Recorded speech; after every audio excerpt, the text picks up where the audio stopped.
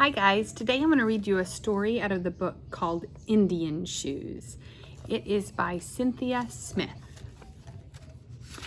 This is a book and there are short stories in the book, and so the first one I'm going to read you is called Indian Shoes.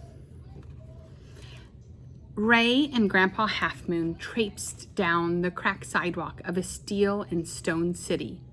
Ray tracked Grandpa's steps, danced to the rat-a-tat clang of the trash can band, and skipped beneath the ruffling branches. "Let's duck in here," Grandpa Half Moon began, "and say good morning."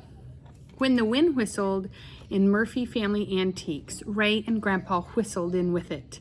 At the welcome mat, Grandpa said, "Morning," to Junior Murphy. Ray retied his neon orange shoelaces and took a look around the store. The shop brimmed with treasures: an autographed baseball, Chinese lantern, ostrich feathers, a basket of antique buttons on a pedestal, a tabletop held up by a real elephant leg, a moose head mounted high on a wall. Sounds like there's a lot of different things in this shop, huh? "Where are the coats that match the old buttons?" Ray wondered. "What happened to the rest of the elephant? Who took the body of the moose glaring down?" Grandpa asked. "Do you see that?" A pair of men's moccasins waited in a glass box on a pedestal. The card read, "Seminole Moccasins from Oklahoma." And there's a tag, and it shows they were $180, and they were marked down to $180, then $175. Then $75. Now $50, or best offer. I'll show you that so you can see that. Grandpa Half Moon told Ray, "These put me in the mind of being back home." For a long moment, they both looked at the moccasins, but Ray's mind was mostly on their afternoon plans, and his gaze wandered to the autographed baseball. "We'd best get a move on," Grandpa said, "to today's Cubs game." And here is a picture of them when they're looking at the moccasin shoes. Grandpa and Ray left the shop with matching grins. They rode the rattling elevated train to Wrigley Field and watched the Cubs take on the St. Louis Cardinals. From the first inning on, Grandpa Half Moon told old-time Cherokee, Seminole, and family stories. "Every once in a great while, my Gramps used to wear moccasins," Grandpa said, "instead of his cowboy boots." Grandpa paused a moment to study the Cubs scoreboard. "He used to pitch to me, and my cousins too, and Gramps usually struck us out. And then he'd jump in the lake to cool down afterward, just like us kids. The lakes back home in Oklahoma, those are the prettiest lakes I've ever seen." Ray frowned, thinking it over. Not far away, Lake Michigan lapped against the shores of Chicago, a fierce blue blanket alongside the park. It was a pretty lake, Ray decided. A lot bigger than the lakes in Oklahoma. There's more sailboats. After the seventh inning stretch, Ray and Grandpa Half Moon ordered hot dogs. "Now, these Chicago hot dogs," Grandpa said, "they're dandy, but every now and then I get a hankering for some of that crackle fried bacon that your Aunt Wilhelmina likes to make. You know, that woman fries everything she cooks. I saw her fry a whole turkey once for Christmas, and it was sure enough some big bird." Ooh, I make a connection there. Have you ever had fried turkey? Ray bit into his hot dog. He knew all about Aunt Wilhelmina and all about her cooking.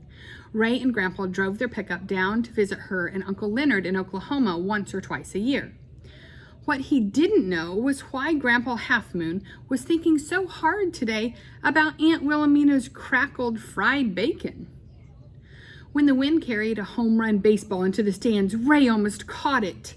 Cheers filled the air, but Grandpa Half Moon didn't make much of a fuss. He was homesick, Ray realized. Ray wiggled his toes inside his high tops with the neon orange shoelaces. He couldn't afford a bus ticket to Oklahoma, but he had an idea. I'm going to pause and I want to show you two things. Here's the picture of Ray almost catching the ball. And then I'm going to read something, and it says, Ray wiggled his toes inside his high tops with the neon orange shoelaces. He couldn't afford a bus ticket to Oklahoma. Why would he buy a bus ticket to Oklahoma? So Grandpa could go to Oklahoma, right? He couldn't afford a bus ticket, but he had an idea. Do you make a prediction? Do you think you know what he's going to do? Ray thought about it during the last 2 innings of the game and while riding on the rattling elevated train all the way back to the stop nearest his red brick bungalow. Meanwhile, Grandpa Half Moon talked about his wild-haired mutt that he'd had when he was a kid and how he'd named his dog Catastrophe. Grandpa talked about Ray's parents, who were killed by a tornado back when Ray was just a baby. And Grandpa talked about how he used to take Ray's daddy fishing by starlight. At bedtime, the wind breathed against the stained glass pane in Ray's bedroom window. He dumped jangling money, $28.67, out of his jar and onto the woolly blanket. It was the most money Ray had ever owned at one time, but it wasn't enough. Or was it? The sign had said $50 or best offer. Maybe the best offer would be a little less than $30. Maybe the best offer would come from Ray. On Monday after school, Ray marched down the cracked sidewalk. He held tight his money jar. It danced in the rat-a-tat-tat clang of a trash can ban, and he zipped beneath the ruffling branches. When the wind blew into the Murphy family antiques again, Ray blew in with it again. At the welcome mat, he retied his neon orange shoelaces and said, "Afternoon," to Junior Murphy. Then Ray breezed by the table with the elephant leg and the basket full of antique buttons. He paused behind a lady who was carrying a library book. The lady seemed interested in the moccasins. Do you know if these are real?" she asked. "Native American worn and Native American made." "I could double check," Junior Murphy answered, "but it might take a while." "I don't have a while to wait," the lady replied, "and I don't walk by this way too often." She hugged the library book a little tighter.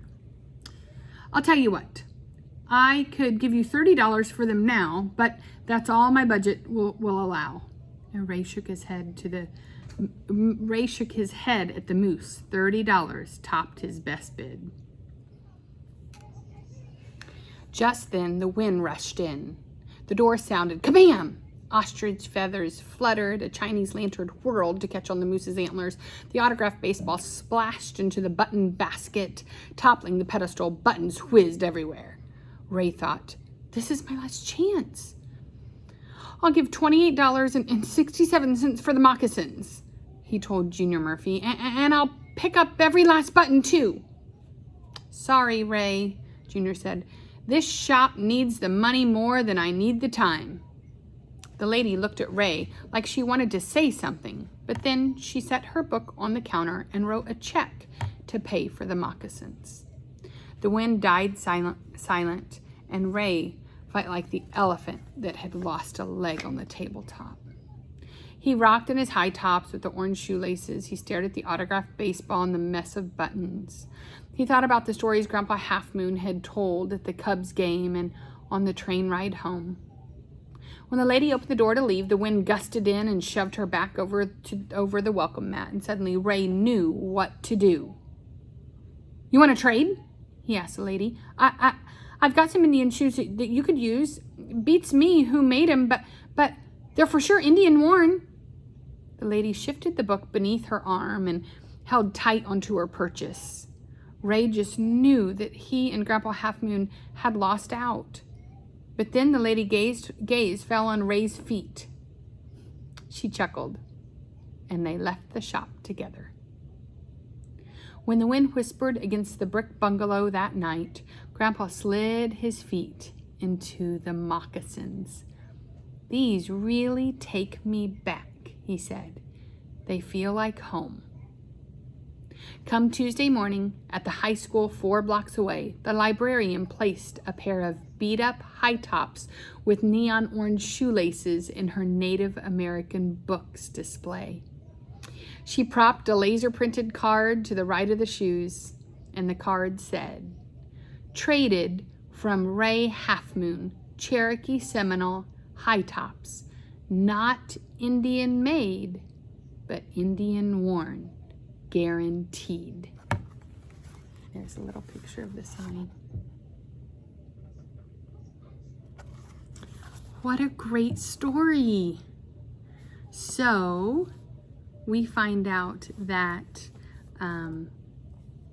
Ray wanted those moccasins so badly and said he would make a trade because he had a pair of shoes that he knew were worn by an Indian. His shoes, right? And he traded them so he could take those moccasins home to his grandpa. What a great story. I hope you enjoyed it as much as I did.